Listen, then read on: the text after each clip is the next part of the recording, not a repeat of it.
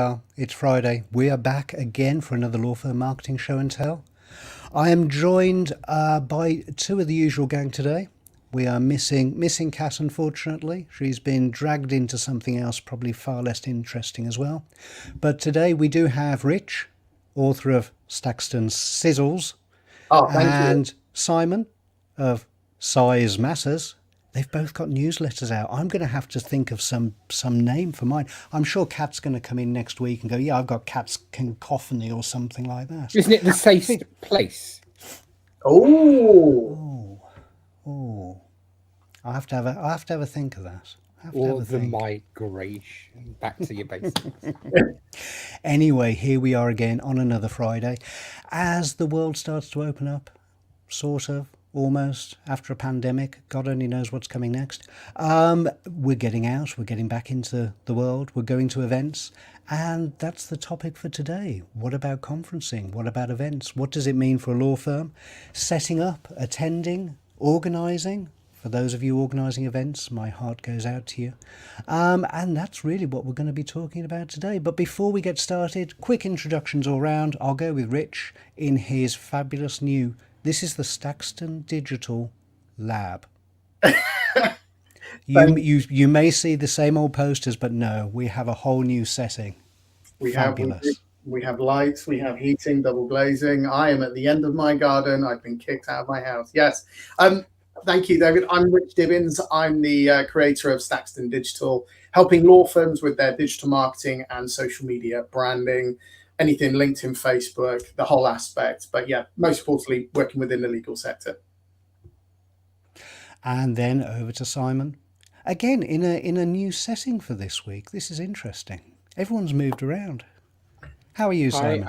I'm Simon Marshall. I'm the founder of TBD Marketing. We do all things marketing. We tend to work for founders and then do all of their marketing. And then we do digital marketing for larger firms, and we kind of rank them as well, which is always fun. Shows people how well they're performing. So we mark Rich's homework is what we do. That's what we do. Interesting way to put it. And I better introduce myself because I do always forget. Hello, I'm David SAYCE. I am director at PaperGecko, SEO and digital marketing consultant. I work across professional services and other firms, predominantly around digital strategy, migrations, audits, and lots of the technical loveliness that happens with that. And that's me. So, who's going to an event? Anyone got anything lined up? Real world? I was at an event 2 weeks ago at Chancery Lane for the InfoTrack eCost Summit. I mean, granted, it was all online, but we did have probably about 20 guests there, and it kind of felt like an event, but it wasn't. Yeah, obviously it wasn't like it was 2 years ago. Yeah. But that's the closest I've been to a legal event in the last 2 years. Yeah, that was the It probably constitutes a gathering, doesn't it? You know, as far as the police are concerned, if you had a regular beat, right, that's a gathering, Rich, right? Well, it was an event, and it was legal, so you know. It must be lovely. Was it lovely to get back and see people face to face again? It was, yes. It was great seeing people, and people that I've spoken to over the last 2 years, and just how much it's almost kind of like picking up the conversation from 2 years ago. Didn't feel like there was a 2-year gap. It was like, I mean, some people went to hug. I went handshake. Sorry. But yeah, other than that, it was almost like 2 years didn't really happen. So. But yeah, it was a nice thing was actually being in Chancery Lane, and Chancery Lane was actually the Law Society there was actually really busy. So it was good being in that area. I think, you know, from what I'm hearing, very similar to the whole office situation at the moment. You know, we went through a phase where it was one or the other. Hybrid is the term of the moment. And I think that's where it gets interesting. I can see a lot more events having that option of an element of online and real world at the same time, which I think is quite David, fascinating. Running a hybrid thing is hard. Making it dynamic and then out the room dynamic work. Yeah, it is incredibly hard, and it is normally for the bigger organisers of those events, but maybe that's the way going forward. Yeah, I mean, next is it the 14th, 15th, you've got the British Conveyancing Awards. They're doing hybrid. So they've got it in person, and you can join online to attend that event, which I'll be doing. They did it last year fully online, but I'm looking forward to the hybrid just to see, how that's going to work. I think it's a good idea because you get the best of both worlds. They had to do it online last year because everyone was so flipping busy with the stamp duty holidays, and they were sat at their desk, kind of half doing the awards and half carrying on working till midnight, or whatever it was.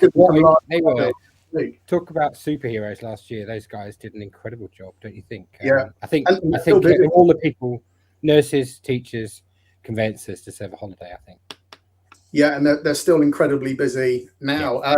But the nice thing that I'm noticing this year is there's a lot more people that are doing the in-person event. So you've got LegalX, which is later this year. You've got LawNet doing their conference. That's not happened for 2 years.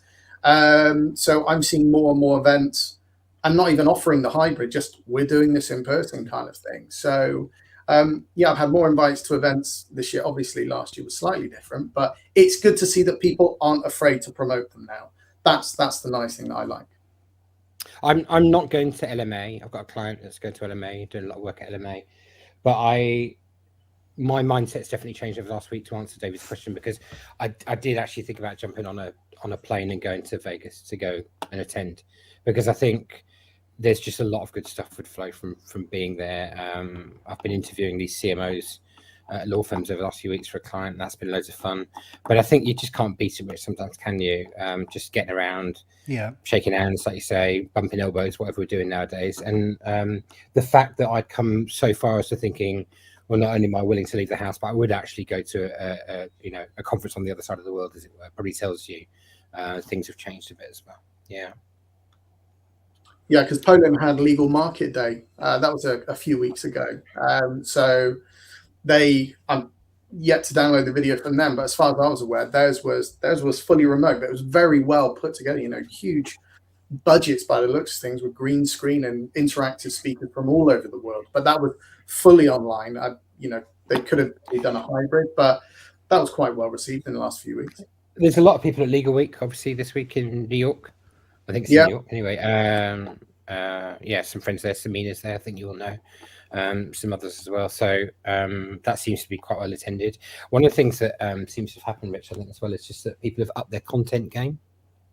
Yes. Like all that stuff that we've been really kind of pouring our hearts out and being a bit more personal and doing stuff, that way, maybe on LinkedIn for the last couple of years, because we haven't had a kitchen or a water cooler to go and kind of share that information, right? So we found this conduit that isn't just badgering our wives or husbands, saying, get out, I know, right? I think it's found an outlet now. The content that was there yesterday that I saw that people were talking about just felt very different to what it was 2 years ago. Really interesting stuff. And I just thought, look, it's been a horrible 2 years for all the kinds of reasons. There's still enough stuff going on in the world that's just dreadful. Obviously, my heart goes out to all of that. But you've got to pick up the positives where it's there. And just seeing like some refreshing content is actually quite nice for a change. I just hope it doesn't go backwards. Yeah, me too. I hope it go back to the old ways, because I saw your post about video content this morning or yesterday afternoon, and I love the fact more law firms are doing video, which is great. I just hope they don't stop doing that, because let's fast forward 6 months, and if everything's okay and people attending the conferences, they then go, oh, we're not going to do this content anymore. They could almost kind of go backwards rather than forwards. And I hope they do keep up the content aspect and bring it more into the conferences as well. But why don't we talk about how you get ready? Because it feels like an obvious thing to do. It's like, how do you get ready to go? Because David, what's the guy called? The guy who's based in India, you have does to give me more than Facebook advertising guy that we know, Chris. What's his name? Sorry, it's gone out of my head now. Richard, when we first got introduced, he sent me a video message on LinkedIn. It's 60 seconds long. Is it Kaushik? Yeah, right? I mean, I've had a few of them, and they're impactful. He's he's certainly got some presence, but if you're going to go to a conference, you're going to get ready, and you really, really, really want to see someone. I think if you're selective about it, Rich, that might be a really nice way to start getting ready. I think, okay, I really want to see Rich Dibbins at this conference. I'm going to send him a 60-second loom video saying, Rich, I know you're going to be busy there. This is why I'd like to make some time to see you when I'm there. I think that's a great brokering, pre-brokering a conversation is good. It kind of almost, it dovetails into, I mean, before I attend any conference, let's say we're going to exhibit at X, I would ask for the delegate list if it's available, or what companies are exhibiting there. From there, go on to LinkedIn, then kind of break that down to who I really want to have conversations with. And you can't say you want to have a conversation with everybody because there might be 500 people there. But I then break that down and go, these are my top 10 that I want to get to speak to. And probably out of those top 10, 5 will go, yeah, no problem. Just grab me, when you can. But I want let's grab a coffee at 11. I'll see you at this stand. Or I know you're talking on X. Can I grab you afterwards? So I diligently plan that so going backwards to go forwards, just looking at the list and getting that list as quickly as possible. Don't ask for it the night before. Get it 2-3 weeks in advance. The suppliers of these events will have that list months in advance because they need to get suppliers there to sponsor it. Because without the sponsorship, they don't happen. So I get that as quickly as possible and then break it down further. And then if they allow you to see the delegate list of clients, again, breaking that down, who you really want to speak to, doing your diligence, going on to LinkedIn. But yeah, I love the idea of warming up a conversation on LinkedIn and sending a quick video, because obviously it puts a name to a face, because you might not, I think the only one that actually puts a photo on it is the LPM conference. They actually show a photo of them, and LawNet will show a photo of the delegates and the suppliers with their bios next to it. Well, if you get delegate lists with just the name, jump onto LinkedIn, do a quick search. Yeah. Suddenly you've got a photo. I think that we've got to talk about that human trait. We've mentioned it in previous episodes, but people don't like going to these things on their own, right? Yeah. Sorry, let's try that again. Some people, the majority of people, don't like going to these things on their own. They like having a buddy. They like having a bit of it's going to be okay. Psychological safety in Rich having reached out to you and says, hey, at 11 o'clock on Tuesday, I want to see you at this thing. Are you free for coffee? Right? And if he does that to 5 people and suddenly he's kind of curating his own gang, as he inevitably would do, right? Because he's rich. I think you're doing the other party a huge favor by doing that. You make them feel like, oh, it's going to be all right to do that. It's good to do that. I think doing that in advance of time, giving people a sense of ease about it. My boss is telling me I have to go to this thing. I've got to go and do it. It all stacks together, doesn't it? Like in a quick video to someone, hey, I'm really looking forward to seeing you. Can we hook up and have a coffee? Why wouldn't you do that? I think there's a lot to be said for taking some time and really planning out. I mean, as you say, who are you going to see? Can you reach out to them beforehand? I think as well, I mean, I'll admit most of the events I've been to, although I've done a few of the Legal X, Account X, and those are often marketing events. And quite often we'll post something up onto LinkedIn. Hey, next week I'm off to this event, and that's another way just to say, hey, are you going to be there too? And it's interesting how often I've made connections that way before heading off to an event.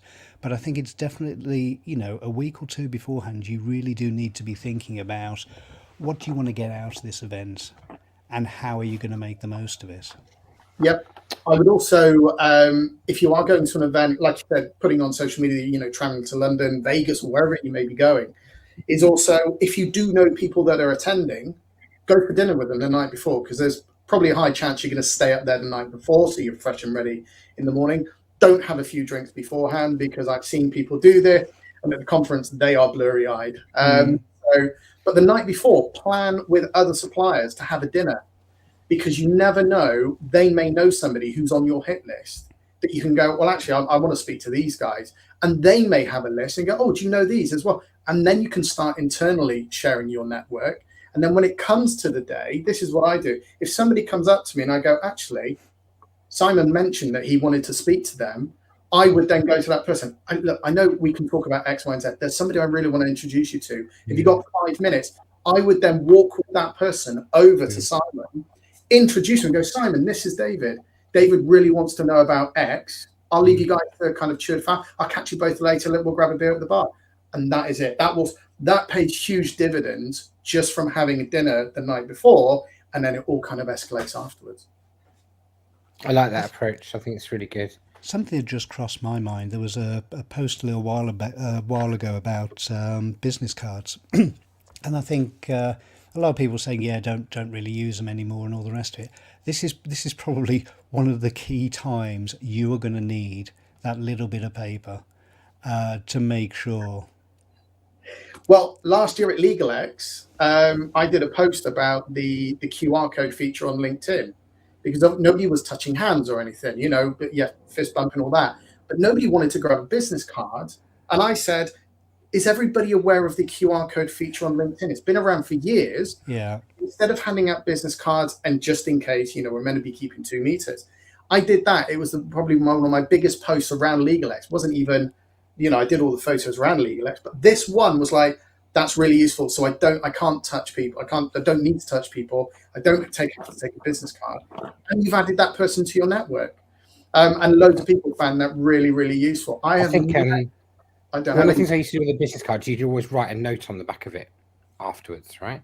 But Yeah. on LinkedIn, what Rich is talking about, when you've added that person or done the QR code, you can add a note to that person as well. If you've got a Sales Navigator, you can add a note to that person. So there's no reason why, it can't be the same format. I think that I always write a prompt, Richard, as to what the follow-up would be afterwards with people on their business cards. But I think you can do it on LinkedIn as well. And it's well worth making sure that you do it as you go. Because you'll forget 3 days into a conference, however many times to the bar and whatever as well. It's just not going to go.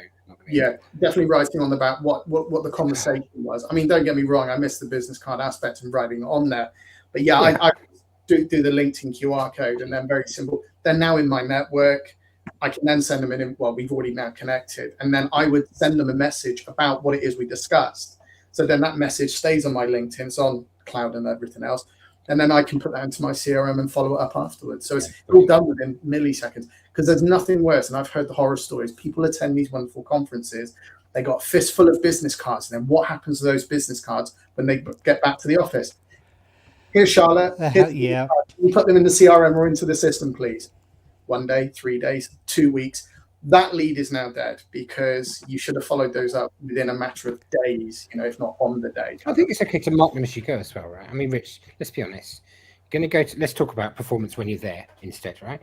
You're there. It's okay to know, these guys are probably not in a position yet to do. So it's not a hot lead. It's a warm lead, right? Nothing wrong with being a warm lead, but it just probably doesn't need that immediacy, like you just said, of a quick action necessarily. It still should be pretty darn quick. I think it's okay to categorize them, maybe stars on them or something similar, to say, okay, this is a 3-star lead. These guys have got an immediate kind of need. I wouldn't even wait for the end of the conference for the case. I don't know about you. I would just, if something's really hot, just write to them. But if somebody's really hot, I don't even write to them. I say, let's get diaries out now. While I've got you, because how many times do we play diary tennis with people? I go, well, what's your diary like? Oh, okay, let's look at it now. And then I just get it booked in regardless. If it's a warm one, then I do follow up with the email either the next day, or if not that afternoon, great to talk to you about X. Obviously with a call to action, we'll follow up in a couple of weeks, we'll get a meeting. But in terms of categorizing them, I've never actually done that. It's more, I just speak to them. If they go, they want to talk about X, let's get a meeting in the book. If they don't, it's a follow-up email. It's as easy as those two things, really. David, thoughts about performance when you're kind of there? Any tips, tricks, anything, either from the vendor side or from the attendee side? I think be active, be visible. I mean, it's interesting you talk about the buddy system of going to events, and I know, especially actually with a few of the law firms I've worked with, that was always a thing, team up and go together and support each other. Funnily enough, I think 99% of events I think I've just gone to on my own, and it's just a case of dive in there, talk to people, have a plan. People must recognize you, given your tribe, the size of your LinkedIn following, etc. So it's quite easy, because you just walk in and go, I'm just going to stand there, anybody wants to gravitate towards me, right? There might be a little bit of that, especially at a SEMrush conference. Well, actually, he's all in SEMrush gear. That'd be why. Exactly. He's a model. Especially as soon as it's digital marketing, a lot of us know each other, and that introduces us into other people. And it's interesting, Rich. I mean, you saying about that meal the night before. I think that is absolutely key as well. But but I think it really is. It's down to planning, making sure you go there at least with an idea of a hit list of who you want to see, what you want to get done, but leave yourself time just to have a wander around and talk to people. I think that's such a good idea. If you go with an open mind, Yeah. So, right, there's going to be people who want to speak to vendors, people who don't want to speak to vendors, and people who aren't really bothered either way. And the people in the middle, I'm going to say to you, for all of our advantage, please, please, please go and spend time with the vendors, right? They know what's going on at the cutting edge of Condor. They're trying to solve your problems. Rich has given you loads of reasons why you might have a relationship with them already. They know you might not buy their service. We're all pretty sophisticated, right? But if you have a relationship with those guys, you'll find out what's going on in the market, what's available. If you go back to your boss and say, I can solve that problem we've been having for 2 years with this neat bit of kit that costs $2,000 or whatever it might be, you're going to walk in, they're going to lay down palms and give you a donkey to kind of have you back in the building again. I think that having a relationship, having the confidence to go and see, and maybe even have a hit list, David, like you say, of the people you need to see there. What are the 3 biggest problems I'm trying to solve at the moment in the role? Who is best placed to answer these? I mean, that's a post, Richard, for an attendee side, isn't it? Ahead of the conference, you go, these are my 3 big problems. Who's at LMA that can help me solve this? You're going to get inundated, but let people vote, right? Tell them who to go and look at. I think. Sorry, David, open your mind. No, I was just going to say, I mean, we spoke about this just before we went on the air, but I mean, the other side is, of course, if you're at an event on the other side as a supplier, somebody offering the service from that side, I think as well, you need to be engaged, you need to be active, you need to make sure you've got enough people on that platform to make sure that some can be there physically to look after anyone coming up, but you also need a team that can go out and wander around and get to meet people there. Some farmers and some hunter-gatherers, right? Yeah, exactly. And also the other one I found was, and this was after a Countex about 4 or 5 years ago, it was really worth just taking, I took about half hour, 45 minutes, right? I think it was just before we opened the gates to let everyone in. And it was just going around, taking pictures. What are the competitors doing? What stand looks good? Who's got a good idea? Because, there is another side to these events, and that's the fluffier side. There's what? And for that reason, you might want to take a large bag. But yeah, what's dragging? Actually, there's plenty there. But what's actually drawing people to the stand? Is it the name? Is it the flashing lights? Is it I was going to say the coffee store, but apparently they're not doing that anymore. The pick and mix, that was one I did one year for a company, and that was fabulous. Of course, the office ended up with free pick and mix for about 6 months afterwards because we overordered. But anyway, I mean, don't underestimate the power of. Love it. I mean, out of all the conferences I've been to, the ones that the ones that don't stand out are the ones who set up their stall, sit behind it, and they set out all their pens, pads, books really neatly. Word of advice: nobody wants to go up to those stands because you've set it out so neatly. Your OCD is kicked in. Nobody wants to touch that pen and mess it up. So don't have a pristine Mrs. Hinch tidy stand. Okay, make your stand. Say again. It's a brilliant tip.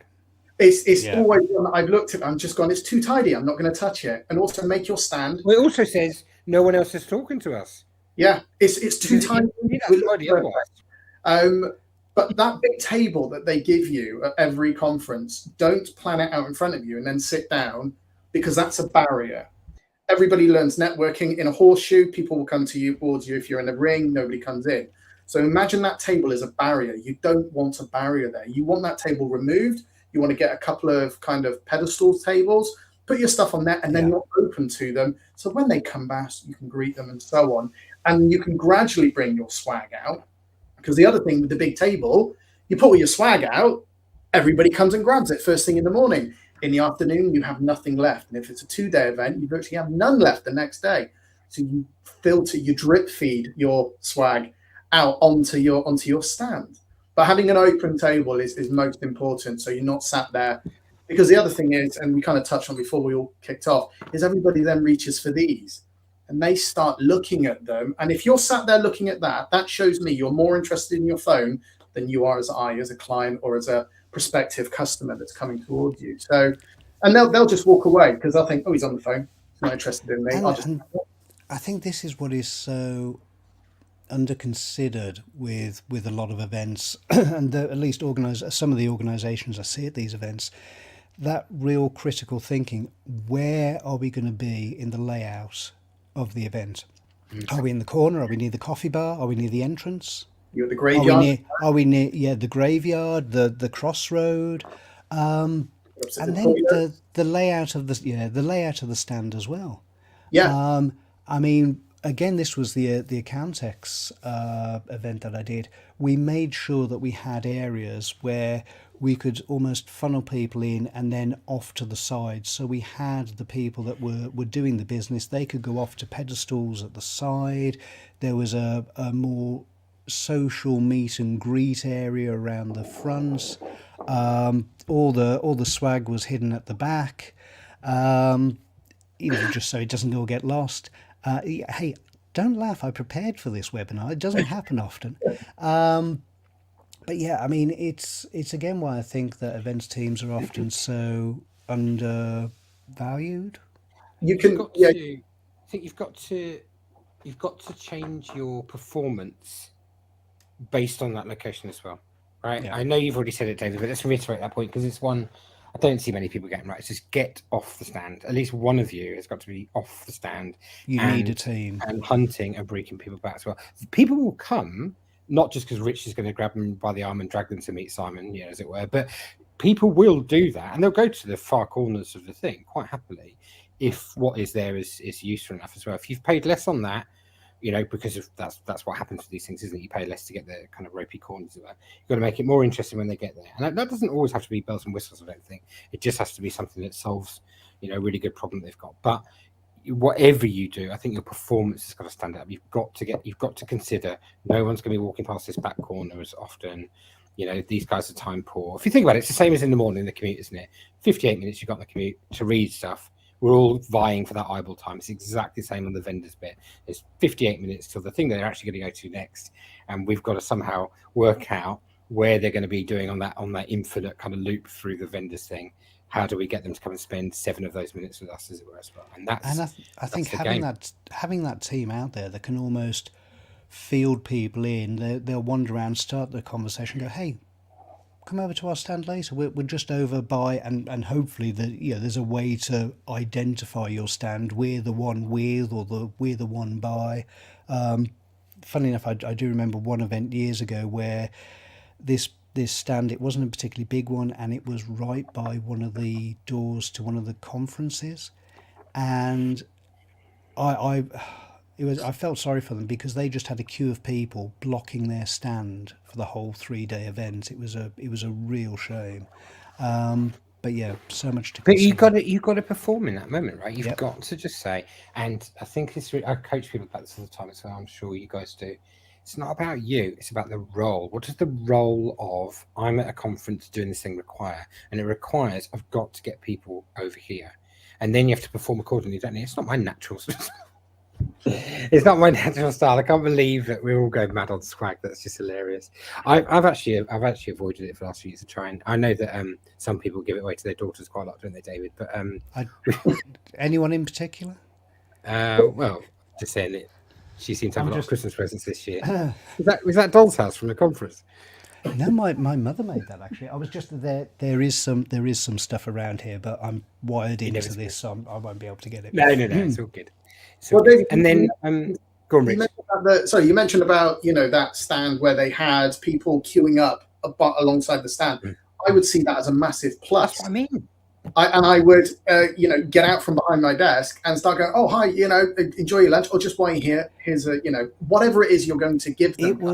It was really actually the situation. In all fairness to them, I totally agree with that, but it was a tricky situation. It was a narrow corridor.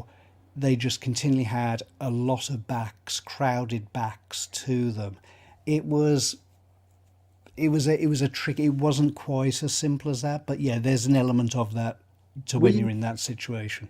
We had that one year. It was at the LawNet conference, and it's because the previous venue we're normally at, where it's all open.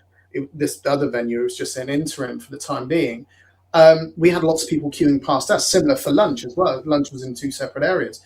And I said to the team, get your laptops, get the Macs open, get the iPads open, and get as much interactive screensaver, whatever it is, get the website on it, and start putting that on the table. And these people were queuing, and then they would like, it's almost like watching TV, eating your dinner. Yeah. They were like looking at it, going like, okay. And I go, come afterwards. Let's have a quick 2 minutes when you've got time, if you like what you see.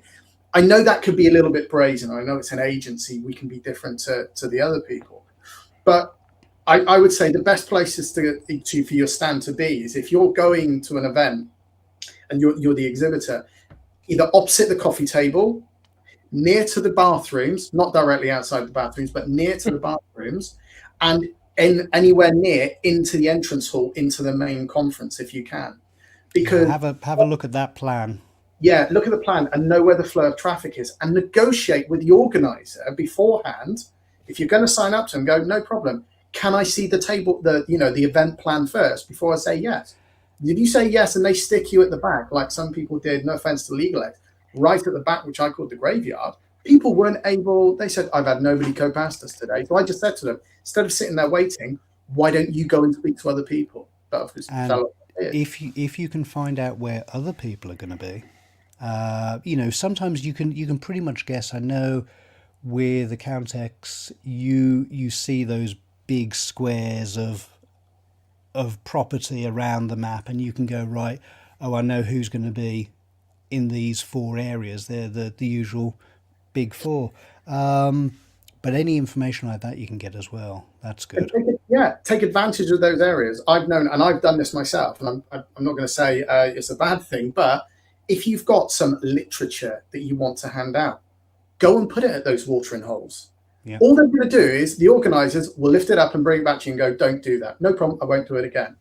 But do it until they say no and put it down. So we used to put it at the coffee tables, or as they were getting their first morning coffee break, like website health check forms. They're like, oh, okay, yeah, thanks for that. Read something while they're having a coffee. I got told loads of times, but I'd always do it because it's easier to ask for forgiveness than ask for permission.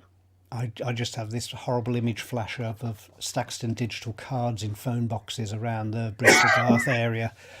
Sorry. Yeah. With swag. We haven't had it for a while. There we are. But that would be my tip. But yeah, I think the funniest conference, I don't say funniest, the interesting conference I went to was APL, Association Personal Injury Lawyers, about 4 years ago at the Celtic Manor. And they really know how to hold a conference in terms of the exhibitors. I mean, I walked away from there with a luxury barbecue set. I mean, that's the best I've ever received. Still got it today. But one company were doing a crossbow, shoot the targets at a personal injury lawyers event. It wasn't a real crossbow. It was one of the suckers on it. But you could win a 3-foot Toblerone or something to the equivalent of. And I went, a crossbow at a personal injury lawyers conference. You couldn't make that up. And they got more people because you talked about the gimmicky stuff. They saw that, and I was just like, brilliant. If you get it right, and either just something that is fabulous, or even better, if it ties into what you do, if there's a theme that you can build around, that works so well. One of my earlier events that I did, it was actually Interbuild. I was working construction, digital marketing within construction, early 90s, and we had a chap called Etienne, who I think was a friend of Darren Brown's, and he was on our stall, and he was just doing card tricks, sleight of magic. And after 3 days of watching him lift a watch off somebody, I tell you, I've got it down pat now. But it was fabulous because it was done in such an easygoing way that it really did bring people to our area, and that worked really well. So I think if you can be smart about that. Yeah, we did that. My previous agency, we hired a magician to go up and down, do magic tricks, and then he would do the magic as he's walking back. He would introduce you. And it Pied did Piper. really well. Yeah, it worked really well. I mean, some people do hire, let's say, a certain lady will be on the stand. Don't want to be incorrect here, but I notice a lot of conferences have now banned that. Yeah. Obviously, sports cars events, it's kind of a given, but some events they've actually stipulated you can't have X on your stand, like the coffee stands, because it took revenue away from the suppliers.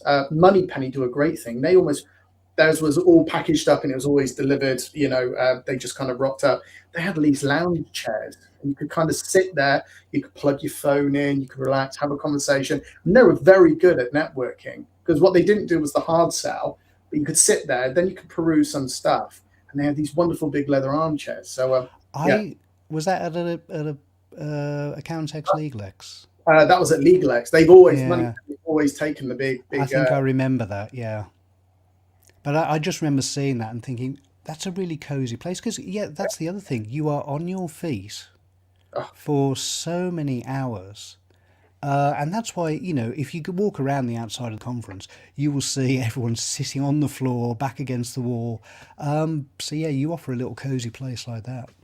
4 things people need at a conference: food, water, toilet, and somewhere to charge their phone. Typically, most people can stand all the time, no problem, but phone chargers, they want somewhere to charge or somewhere to be able to plug in. Nobody trusts these ones now where you can plug a phone in or it's locked where you can take your key away.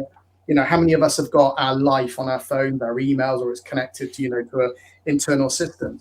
But those 4 things are what people want. So if you think of what people want just in their normal activities, you can use that, I don't want to say gimmick, but as a hook to get people in. So obviously the bathroom thing is a little bit different, but water. Previous agency, 6 years ago, we did bottles of water. Then they stopped us handing out bottles of water because you're not allowed to, because it took the revenue away. But it was great swag. Sorry, we haven't seen it for 2 minutes. Should we talk about follow-up and where things go well and when they go less well at the moment? Yeah. I would say you've got less than a week to follow up with people. Yeah. Okay. Leaving it longer than that conversation has gone stale and cold. And doing the social connection, follow-up email, follow-up phone call, and then doing your touch points over the next 2 to 3 weeks. But the most important thing is getting a date in the diary with them. But it's also, I guess, also what's the purpose of the follow-up for the other individual? I mean, a lot of people I say, would it be okay to give you a call in a couple of weeks' time? And they say, yes, that's brilliant. But some people don't even ask the permission and they follow up and they get ghosted. Yeah. So I'd love to know what tips other people have used. I think the first thing to do is just make sure you do it, because there's too many people that just don't even do it really. And I'm not talking about like tech vendors, because I think they're pretty hot on this stuff. But if you're a lawyer going to a conference, and you're doing this, you've got to follow up as well. It's not enough just to show up and hope things are going to flow your way necessarily. I think you've got to do the kind of hard yards on it as well. And as Rich says, do it as quick as you can afterwards. I think within that first week. So there's an assumption in there that people do it, and I'm not so sure. I think there are lots of law firm events, David, that law firms run themselves where they have poor follow up, and I think that they also can be pretty poor at following up on things that they've gone and paid externally to go and do. I think this is part of that planning as well. I mean, when you're there, what can you do to keep in touch? As Rich says, I mean, there's the LinkedIn app and all the rest of it. But have a think before the event. What is that email going to be going out? Think about some of the templated wording you might use. Get everything as much as you can ready without making it impersonal beforehand. I think absolutely. I mean, these days you can pretty much connect with anyone straight away at the event. But if you do have the stack of business cards, which is absolutely terrible. I've seen people walk in with about a 3-inch stack of business cards before. Those need to be a priority. They need to be on the system within 24 hours. And I think you at least need to get a, hey, it was great to see you. Start the conversation as soon as you can. I used to write on the business cards, not the priority, which is a great tip from Simon, but potential monetary value. because that made me, and that was what I did in my early sales days in my 20s. I'd write the monetary value on it of what I think this job is worth. And then I'd visualize this could be worth £10,000 to the business. You're not going to lose a business card if you write 10 grand on it, kind of thing. Yeah. All right. So that now then, definitely becomes the priority. The other aspect within events as well is a lot of people go, we did Legal X, it didn't work for us. And I used to say to them, and granted, I did learn this from my previous agency, don't go into a conference thinking it's not worked for you because you've not got any business. Think of it under 3 categories. One, you're being seen. Because once we did do a conference where we weren't seen and people started going, oh, you didn't show up. What's happened to so-and-so? We just didn't do it because we didn't do it. Yeah. But be there to be seen. 2, being in a place that you can see clients. Because, Simon, how much does it cost to travel all over the UK to go and see our clients? It costs loads. But if you could get 10 clients to one venue, suddenly the cost of attribution for travel for those clients is tiny. And then thirdly, it's so breaking it down to those 3, suddenly your event or the conference didn't work for us because we didn't get any leads. How many clients did you speak to that you already know? 7, right? That's 7 lots of travel you've not needed to do.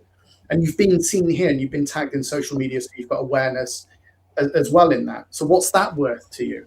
So breaking it down into those 3 clear categories, suddenly, oh, it didn't work for us. It does actually work. You're just concentrating on new business, which is not one thing I would recommend.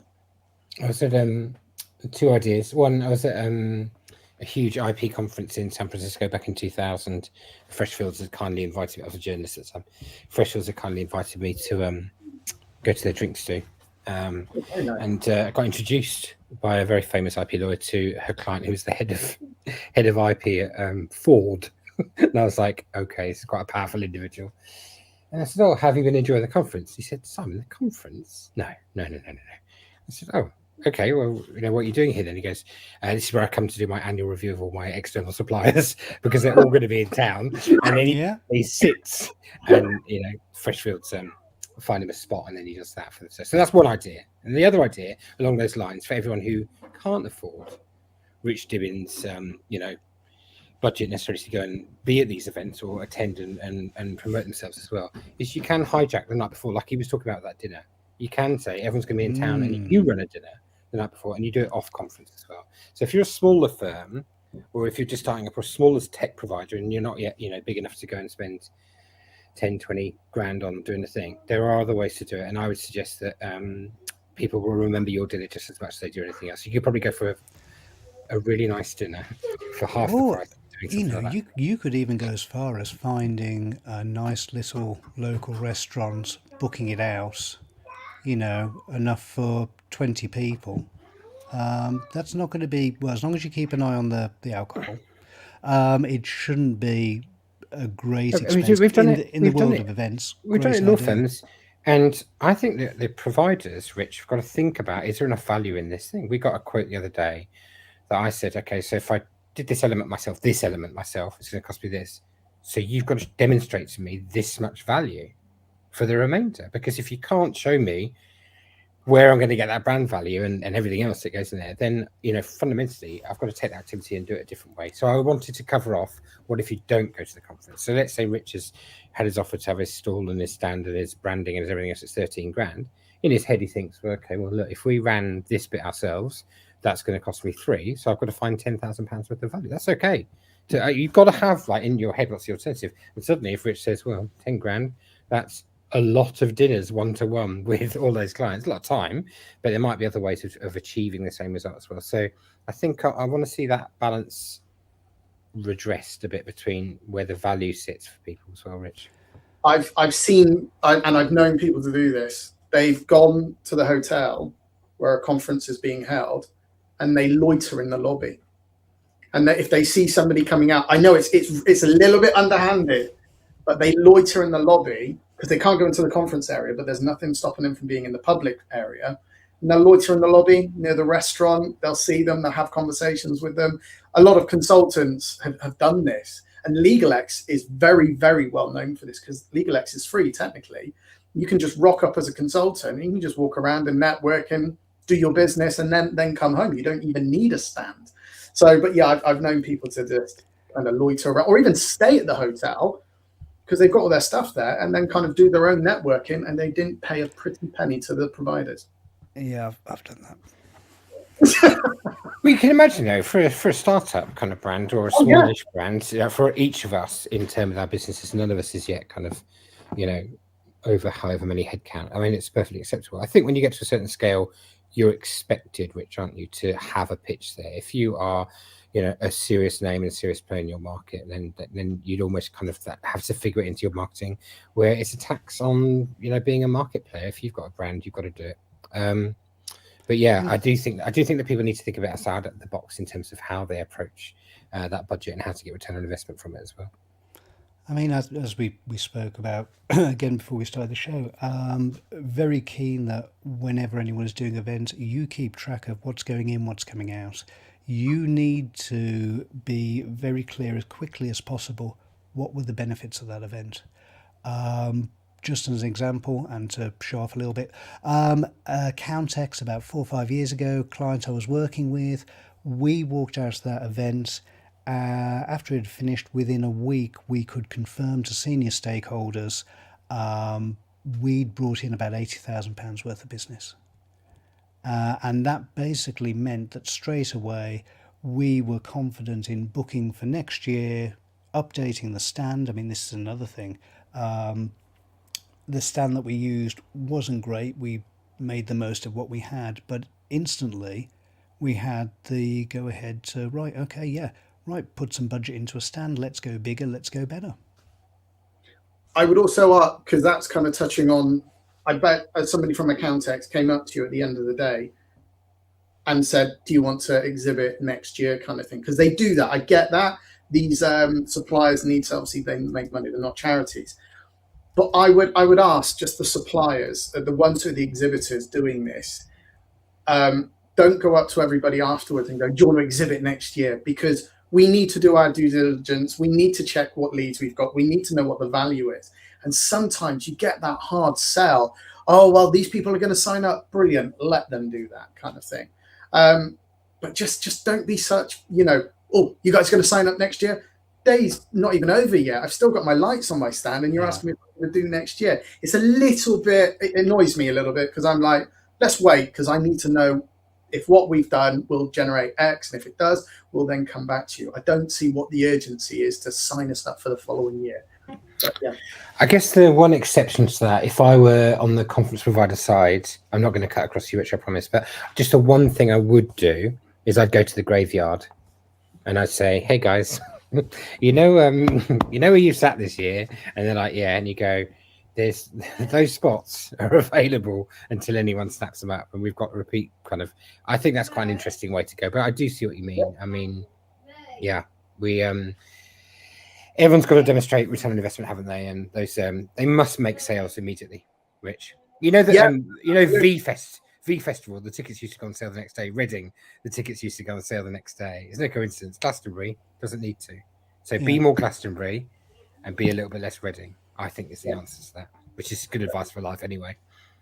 Absolutely. And get out from, my tip would be, if you're exhibiting, and you're a law firm exhibiting, or even suppliers, because they're guilty of it as well sometimes, get out from behind your machine gun bench and open up your stand to people to greet them. And ideally get somebody who's approachable on a stand. I see some people who are just, sour grapes, don't want to be there. They've been told they have to be there. They're representing your firm or company. They're the face of it. And if you've got somebody grumpy and not happy, don't put them out up front to speak to the general public or your client base, because they're not going to give a great impression. So get people who are friendly, get people who want to engage and ideally good at networking, but open up your stand, mess it up a little bit, hand people stuff. There's no harm in doing that. Give away your swag however you want to. I'm not seeing it for a while. No, I think we've covered a lot in this, and we've really only just touched on it. But I think the opportunities are really there for whether you're attending, whether you're showcasing. I'm really looking forward to getting back into the real world events, grabbing my cotton bag and filling it full of all sorts of goodies from around the event. I'm just trying to think. I mean, there was. Oh, I've completely lost it now. There was something I was going to say, but I've completely forgotten it. Never mind. I found that both of you have been so compelling today that I'm actually thinking about it for the business now, and that is a big turnaround for me, right? I'm, you know, a lot of our stuff is word of mouth and those kind of recommendations. But Rich and you have actually convinced me like it's worth looking into. I'm open to offers this year now as a result of it. I don't know what it would look like. I do like that the Legal X idea, Rich, of just getting out there, impressing the flesh, and saying hello to people as a consultant. That must be the right thing to do. We've got very specific target audiences. We know where they hang out, and yeah, I'm gonna. Your client was there, Andrew King. We saw him there. Oh yeah, he was, wasn't he? Yeah. And we got all organised the day before because I said I was going to Legal X, and we organised just to have a chat because I have not spoken to him for a few years. So I saw him there, and he was actually I was there as InfoTrack, and he said, "Oh yeah, I know about InfoTrack, but not very much." I just introduced him, but yeah, it is a great way of just seeing other people, seeing friends, seeing colleagues, or seeing your suppliers, everybody in the legal sector. I'm looking forward to more conferences being held this year. Fingers crossed that they are going to be held and open. I think next year there'll be even more. But yeah, enjoy the conferences and yeah, get as much out of it as you can, because if somebody's spending X, they're going to look for, as Simon said, the return on it for the business. I did have one last thing to discuss. So we are right for another 3 or 4 minutes. Is that right, Rich? Yeah, go for it, David. So I went to a restaurant last night called Casimir, which is a really, really nice restaurant in Bristol. And yeah, Rich. And I don't know if you know, Rich, but at the beginning of the pandemic, it used to be a white linen restaurant, right? So white linen, brightly lit, beautiful, 2 Michelin star, David, right? A really nice restaurant. Gordon Ramsay's ripped restaurant win. Right. They ripped up the rule book. It's gone. And they just said, whatever had gone before, they had a chance. It wasn't their choice, but there was a chance in life to reinvent themselves completely, right? And I won't spoil it for you, Rich, but when you get a chance, take Mrs. Dibbins, right? It's absolutely astounding, right? And I just thought about that, whether or not we need some of these conference advisors, some of these providers to actually look at the rule book and say, wait a minute, we had this pandemic. What if some of the stuff that didn't work before does need and go again? I know hybrid offers a bit of that, but I'm not really talking about that. I'm talking about whether some things that were really dynamic and innovative maybe 3, 4, 5, 6, 7 years ago, Rich, you know what I'm talking about, whether their time has now come to go, okay, we've got to innovate. What we're going to do. So any thoughts on that? Yeah, I would say don't do what I mean, every year we did a conference, we'd always try and do something different. I mean, we as mentioned, the bike with the blender on it. I wanted one with a scoreboard with the paddles and the lights and everything. I know it's all gimmicky and that kind of thing, but yeah, I think you're absolutely right. Don't fall foul of the typical conference swag, pens, brochures, USB sticks. I'm still seeing that. Nobody wants a USB stick because they don't know what's on it and what's going to infect their laptop. Your IT manager will purposely tell you, do not pick up those USB sticks, but people still bring them home. So yeah, I think you're absolutely right, because people remember you for being different, and then they will have the conversation about you. David, before we went live, you talked about that Accountex company. They had a Scalextrics, and people were, playing with the Scalextrics. I know it's gimmicky, but we're talking about it 4 years, 5 years later. So yeah, I think you're absolutely spot on. People need to think outside the box. What's different? And also think about the conferences you've done years ago where something worked really, really well. Maybe revisit and do it again, because it may work just as well for you this time. I think that's what I see too much of. People going, okay, we're going to a conference. There's the table. There's the stuff. Here's the brochure. Here's the pens. You stand there. You stand there. Consider the experience. Entertain, inform, engage. Enjoy it. Yeah. It should be fun for everyone. Yeah, I used to say conferences would drain me because I throw so much into them that the next day I'd almost just be physically drained. I couldn't do it because I've spoken so much, give as much energy, drank a lot of coffee, and yeah, the bubbles. Sure, coffee. But it was. I threw myself into those kind of conferences because I thought, if I'm not enthusiastic about what I'm talking about and what I want to do, They're not going to be. They're not going to Yeah. remember them. I think that probably tells you a bit why people don't follow up directly afterwards. I think they're utterly shattered when they get home, Rich. Yeah. I think people are genuinely a bit of that. And I just think you've got to say to yourself that day, in your diary, you're going to be tempted to rush back to work. And you do two things that day. One is recover, and the other one is make time to follow up. So if you're going to ramp off properly, right, and push work back, half day away, and I think it will serve you much better. The ROI for what you've done will be tenfold if you do it in that first day, I think. Yeah, the next day I always had no meetings because my whole purpose was to follow up or get all the conversations that I had into the CRM so I can understand what's happening, and then I plan my next 6 to 8 weeks. So absolutely. Yeah. I think without doubt it's all in the planning. Don't forget to plan.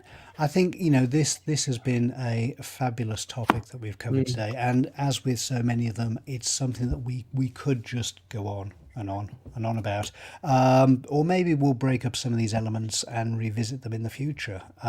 Maybe especially sort of after spring, once we've seen a few, get ready for the autumn events. Could be interesting. You've promised that you might like to do a swag edition previously. Beat me to it. I was going to say the top 10 legal swag. Let's do it. Shall we do it next week? I'd love to. Let's do it. Next week, boys and girls, ladies and gentlemen, next week we're going to be talking about the magic that is swag at events. I shall dig out. I've got a couple of items around here, I'm sure, and we'll give some examples of what we like, what we don't like, and it's about making events interesting, and I think it is an important element. It's something I've seen change for the best in recent years. So yeah, let's cover that next week. That sounds great. My God, we're getting planned at this. Frightening. Right. Any last words from either of you? I thought it was brilliant today. You've really convinced me. Thank you, both of you, and I really enjoyed it. So yeah, personally, and yeah, thanks. No, thank you. And great. I like the Simon's priority tip. I'm going to start using that on LinkedIn rather than just connecting with it. So I like that idea. That sounds great. Right, from all of us here to all of you, thank you very much for watching. We'll be back next week with a special edition. Until then, take care. Look after yourselves. Bye-bye. Bye. Bye-bye.